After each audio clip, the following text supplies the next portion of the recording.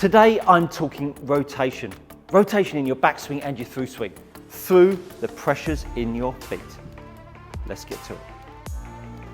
Welcome back to the channel, guys. Today I'm talking about rotation. Rotation is a big topic, and for my money, how people appreciate and understand rotation is fundamentally flawed. I even saw a video on YouTube by a certain production company, which I won't name, that talked about pressure working in their feet that actually reduced rotation, not encouraged it. So I felt compelled to come forwards and give you some more insight to offset the 300,000 views that these videos have got. There's 300,000 people out there that believe rotation comes in a certain way, and it doesn't. So today is my way of giving back and hoping we can clarify how we create rotation. Now, if you've seen some of my videos with the pressure mat, you will have understand how the feet work in a backswing and a downswing. Today, I want to reiterate that. Now, most of you out there, when you're playing golf, you will have heard, I need to load my right foot. And there are two ways that we can load our right foot, people. There are two ways.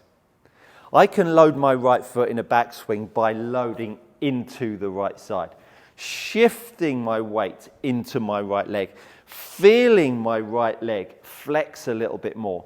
And if you've heard back in the day of people saying, solid right leg, and I'm going to turn into it. I'm going to turn into my right leg. I'm really going to load my right leg. Let me tell you, people, this is rubbish. It will stop you from rotating your body. But hang on a second, Stuart. Whoa. What are you talking about? I see golfers all the time moving off the golf ball and into their right leg. You might see it in the takeaway, but what you won't see and appreciate is in transition, that shift of pressure alters. Transition is a big moment in time. A moment in time that allows the golfer to start to feel the ground to help him rotate. When I put this club across my pelvis and I set myself up, and then I start to load into my right leg and I start to create more flexion, watch how the golf club starts to point itself to the left.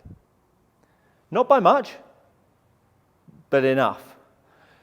Now watch what happens when I start to push my right leg longer. And I'm doing it a little bit because I want to just show you just the subtlety of trying to change the pressure and the energy through my foot.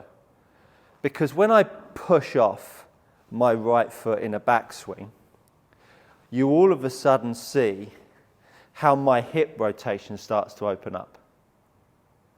If I see a golfer move to the right and then flex his knee, and he takes the golf club back like so, the knee line has become more shut. He has got pressure over here, but now all of a sudden the golf club is already halfway back. And at this point, the arms and the torso are out of orientation, out of sequence. Whereas when a golfer starts to take the golf club back and then starts to lengthen his right leg, all of a sudden we see the right hip start to open up. And now all of a sudden you start to see the chest open up. And if the chest is opening up, the arms can stay sequenced with the upper body and the lower body. Now, if you haven't seen my backswing myth or leg action myth video, please go and watch it because it's an absolute peach. It'll be up in the corner. Therefore, when I'm taking the golf club back and I press into the ground with my right foot, and when I mean press, I mean push in that direction, as the golf club is going in this direction, you will start to create energy in the ground, going into the ground with your right foot. The energy, the pressure, the force goes down into the floor with my right foot. Very different to moving across and loading into my right foot. The difference being is that you're creating a reaction. I'm pushing off my right to push into my left. And so by the time I then start to get to the top of the backswing, what you start to see is a recentering of the body, because I'm pushing to the target side, ready for when I pull on the golf club, I then start to pull and push against each other. Because what golfers are not understanding is that the left hip going backwards actually makes the right shoulder come forwards. The left hip going backwards makes the right shoulder come forwards. The left hip going forwards makes the right shoulder stay back. And so doing that, the load into the right side and then the push into the left side is actually making the hip action do the opposite to what you're trying to make happen, i.e. an open hip action at strike, compared to the golfer that's trying to move sideways and then gets all stuck and jammed up, which is the cause of the arms pulling in. Understand that rotation comes from, or should I say, one of the influences of rotation comes from leg length that is inspired by force into the floor. Force into the floor that opens up my hip action, which then starts to create a reaction down at the bottom.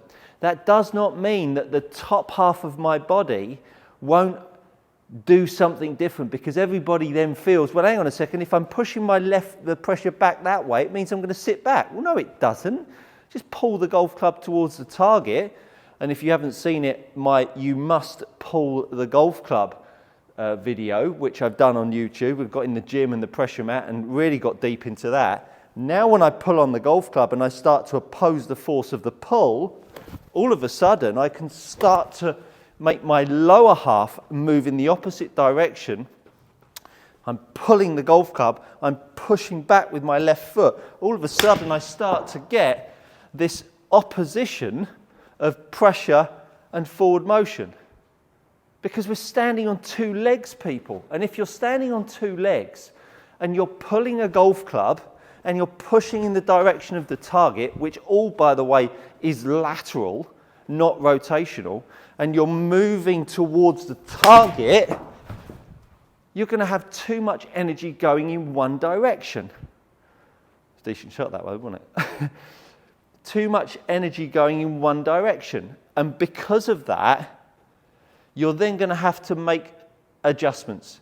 Now, when the golf club is light, easy. But when that golf club is moving, slightly more difficult.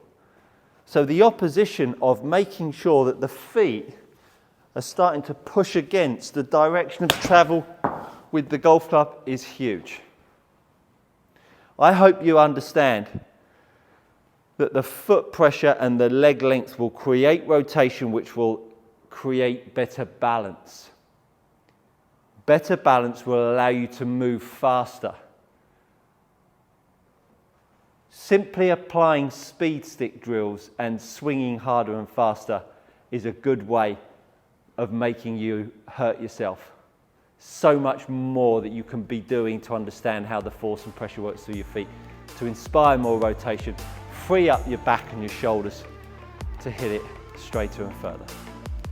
I think you'll appreciate that is good coaching, so please like, share and subscribe while you're here, and I look forward to seeing you on the next one.